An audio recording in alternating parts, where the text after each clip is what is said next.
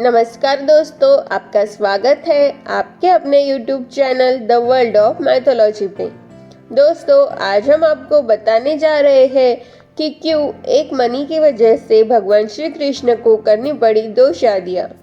लेकिन उससे पहले अगर आप हमारे चैनल पर नए हैं तो चैनल को जल्दी से सब्सक्राइब कीजिए और अपने दोस्तों के साथ शेयर कीजिए। तो चलिए दोस्तों, बढ़ते हैं आज की कहानी की तरफ। पौराणिक कथा के अनुसार संत्राजित, जो द्वारका का प्रमुख सामंत था, उसने सूर्यदेव की तपस्या की।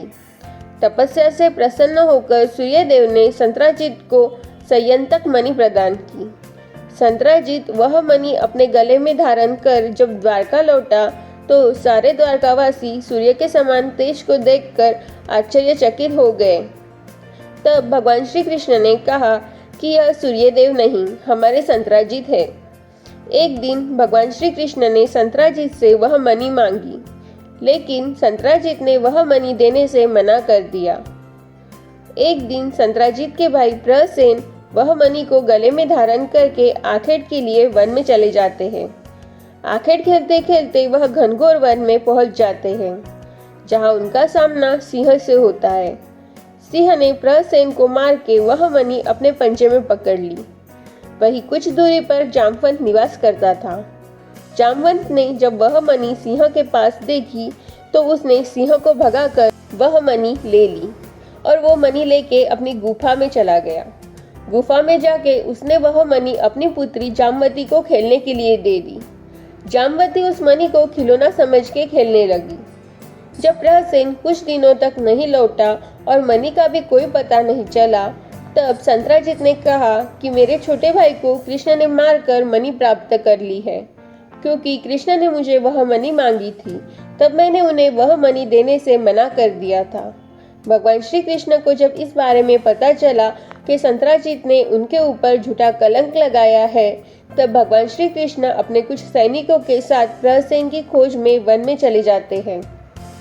वन में प्रवेश करते ही उन्होंने देखा कि सिंह ने प्रसेन का वध कर दिया है। वहीं कुछ दूरी पर भगवान श्री कृष्ण को एक गुफा दिखाई देती है। वह अपने सैनिकों के साथ उस गुफा के पास जाते हैं। गुफा के पास पहुंचकर भगवान श्री कृष्ण अपने सैनिकों को कहते हैं कि तुम सब यही रुको, मैं गुफा में जाकर देखता हूँ।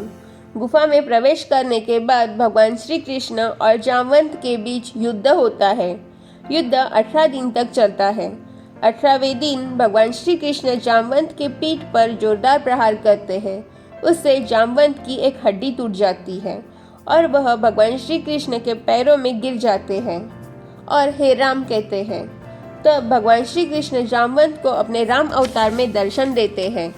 जामवंत भगवान राम के दर्शन करते हैं और कहते हैं, हे प्रभु, मेरे ऊपर आप कृपा कीजिए और कृपा करके आप मेरी पुत्री जामवती से विवाह कीजिए। इस प्रकार भगवान श्री कृष्ण और जामवती का विवाह होता है। विवाह के बाद जामवंत वह मणि भगवान श्री कृष्ण को दे देता है। भगवान श्री कृष्ण जामवती को लेकर द्वारका लौट आते हैं। द्वारका आने के बाद भगवान श्री कृष्ण वह मणि संत्राजित को लौटा देता है।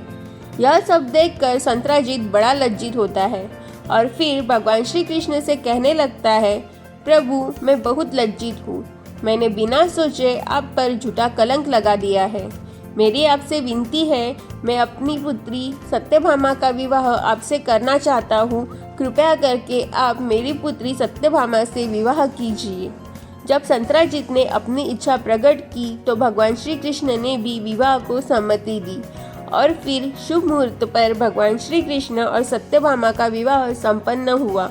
विवाह के पश्चात संत्राजित वह मणि भगवान श्री कृष्ण को दे देते हैं, पर भगवान श्री कृष्ण वह मणि लेने से इनकार करते हैं और संत्राजित को वह मणि लौटा देते हैं। इस प्रकार एक मणि की वजह से भगवान श्री कृष्ण को 2 विवाह करने पड़ते हैं।